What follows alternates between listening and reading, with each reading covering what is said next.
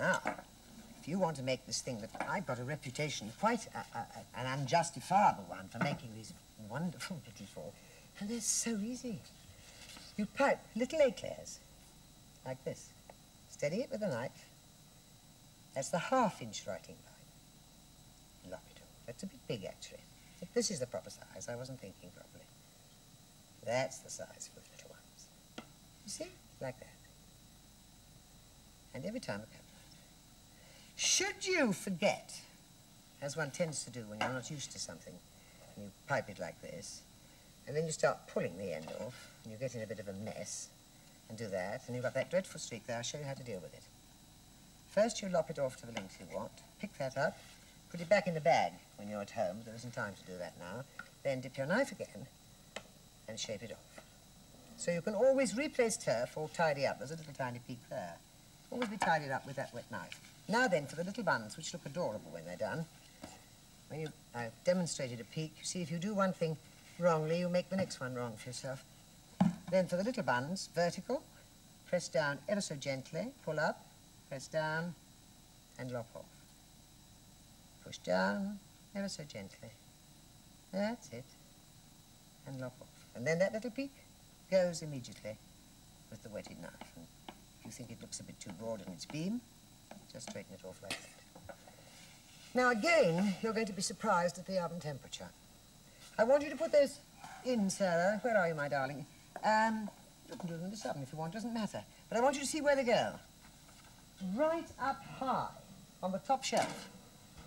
You see that? And at gas mark 8. Now, it's somewhere around 12 minutes for the little ones. And it's somewhere around up to 30 for the very big ones, because it's no use you taking them out when they're pale. This is the mistake that so many housewives make, because they're more, thank you, my darling, they're more vulnerable to humidity in our natural humidity in our atmosphere than even meringues. And you know what they can go like on a rainy day? Biscuits. Do you see? You bake them really dark. Then they'll keep their shape and be perfect. And there are the little miniatures, and there are the little miniature buns. And now we shall fill them together, ice them together, and do the whole thing right through. And then I'll show you how to keep them if you make them 6 months before you want them. Take a baby one. Split it. Where's the goo? It's hollow, isn't it? Completely hollow. Look, in goes my finger. That's because, let's try a big one.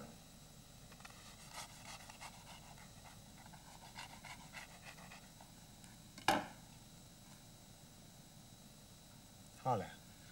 No. No goo. And look at the waste of goo.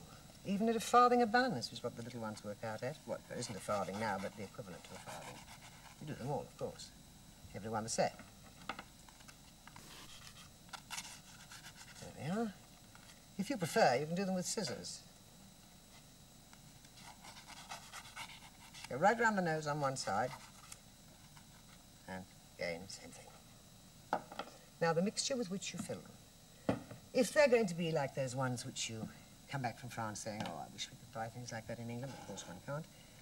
You have confectioner's custard. This is what I've got in this bowl here. And of course it's in the booklet, like every single thing I'm saying again in this last program today. And the texture of it is that. But when you make it up, you can put it in a jar and you can keep it in ordinary domestic refrigeration for a month in cold weather and for about 3 weeks in the heat, like last summer. That's double cream. That's all I shall use for filling everything that you will see on my display table today, so you can work out the cost of that. And the confectioner's custard, see if I can remember, is 4 ounces of caster sugar, half a pint of milk, and the yolks of 3 eggs. So it won't ruin you. And that's the mixture that you fill in, and that's the one that tastes like the ones you have in France. Now, let's have some custard in.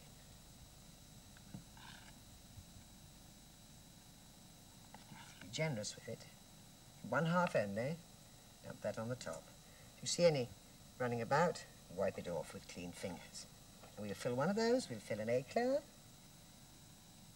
That's it. trying all the time to let you see what's going on right inside. Always onto the bottom. And that's enough for anybody. If you put any more, they'll take one bite and need to be in their bath, you know, because it'll come oozing out. As Dawnford Yates said many years ago in one of his books, to eat eclairs and cream buns that are properly made, you should be sitting in your bath, in your altogether. But that's not very suitable for parties. There we are.